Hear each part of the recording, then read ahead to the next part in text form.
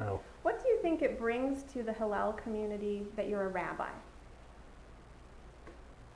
What does that add? I hope it adds a level of depth to the Jewish experience for our students. Many students think of Hillel, they think social opportunities, which is an important component of what we do because I want to bring young Jews together. But hopefully being a rabbi as the director of Hillel is going to add a level of depth that to take the social experiences and raise them to a higher level. That makes sense. Now, you've been a rabbi for some time. You had this same position up at Cornell. Tell me a little bit more about your rabbinic history. Before Cornell, before you were working with Hillel, what else were you doing? I was a congregational rabbi for 12 years. I had 2 synagogues in that time. One was in Auckland, New Zealand. The other was in Brownsville, Texas. Both small, sort of remote communities, but that added to the beauty. They were very unique and wonderful places, and so it was fun. What was it like being a rabbi in Texas?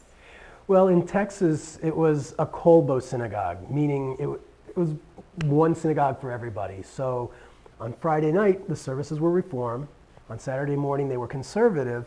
And every other day of the week, we had an egalitarian tefillin minyan, which davened out of the Art Scroll Siddur, except for Thursday morning, which was a Sephardic Orthodox minyan, which davened out of Chazon Ovadia, which is the prayer book of the Shas party in Israel.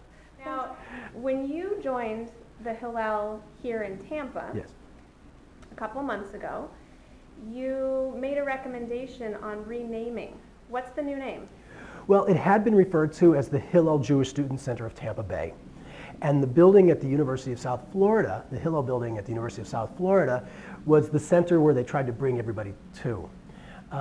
But we've changed the name because the Hillel Jewish Student Center of Tampa Bay didn't speak to the students. It spoke to the community in Tampa Bay, on both sides of the bay, but it didn't speak to the students. Be true to your school. They're not students in Tampa Bay. They're students at the University of South Florida, at the University of Tampa, at Eckerd College.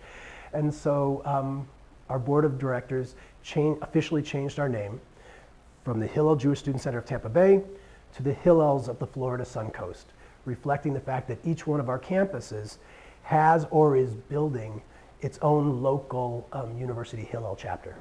Very good. Now, you're new to Tampa. Yes.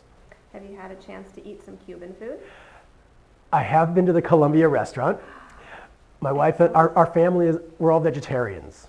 So I had an opportunity to experience a little bit the Cuban sandwich with the ham and cheese and all the stuff that goes along with it. It doesn't really fit us as vegetarians, Right. but it looks, there's so much out there. And we're enjoying the fact that there's so much to experience.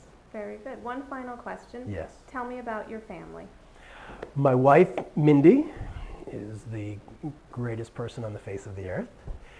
We've been married for 20 years. We've known each other our entire lives. We both grew up in St. Louis together since kindergarten. I took her to prom in high school. I know it's cheesy, but and we have 2 children. Our son Jonah is 19, and he's a sophomore at the Maritime College, the SUNY Maritime College in New York City, intending to go into the maritime industry. And our daughter Gabe, short for Gabriella, is 15 at Wharton High School, sophomore. Fantastic. Thank you, Ed. This has Thank you, been Emily. an interview with our local luminary of the week, Ed Rosenthal.